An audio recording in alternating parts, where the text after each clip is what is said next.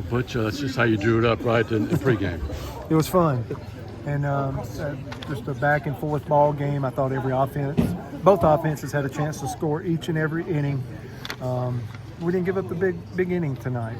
I think that made a difference. That's something that's been a point of emphasis here recently, and I thought we chopped up the relief pitchers a little bit more. Dutton, they absolutely backsided him, had a plan. They did an amazing job against him. But then he was resilient too. He come out and got 3 up, 3 down with 2 strikeouts in the 5th inning to finish his tank, and I respect that. And then we just kind of chopped it up from there. And I think Carlson made the biggest difference. I think Armstrong was competitive. They found a couple of holes when he was in there. It could be much different if it had went straight to a glove.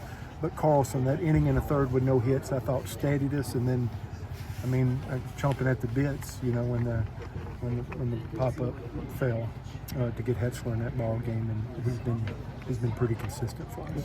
What does it say about Frelick that he can come up and having a bat like he did there to tie the game? Yeah, I think he's done it before. I expect those guys. Those guys are sitting right in the middle of our lineup right now. They're pretty resilient. And Bub didn't get. I thought Bub was going to do it, and then Frelick. But that's the thing. If one of them don't do it, you feel like the other one's going to.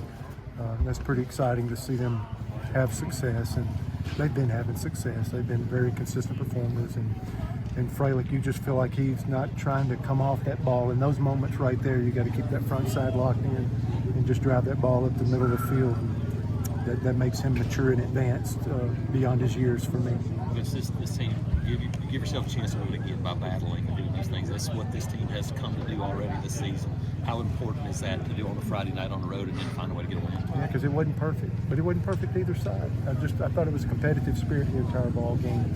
And you know what? I was just trying to advertise to them to try to keep gaining some confidence as we keep rolling through this thing, is how many guys contributed.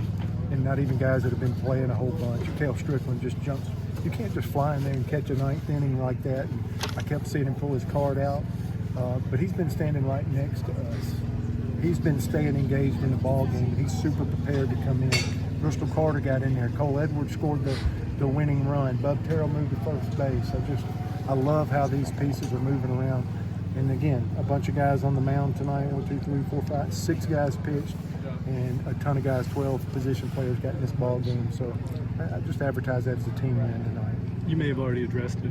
Could you hear the pep band and the Auburn people in town for the basketball game? Yeah, I said something to Brad on the radio too. I just, you kind of didn't feel like you're on the road as much. And I know it's coincidence that we're up here watching basketball, but for these people to come out and brave this weather, because we're not sitting inside a basketball arena, we're out here playing in the elements, and those guys showed up and I think made a difference tonight. And your baseball team's going to return the favor tomorrow, is that right? Yeah, I decided that before. I didn't want to be the angry coach or whatever, knowing that we're here, but my job is to keep these guys ready to play, but my job is also to provide them the best experience possible, and we're going to take full advantage of us both being here. So we're going to come out and compete our hearts in game 2, go shower up, get something to eat, and go support Bruce and the boys and the Auburn Tiger basketball team tomorrow night. Appreciate it.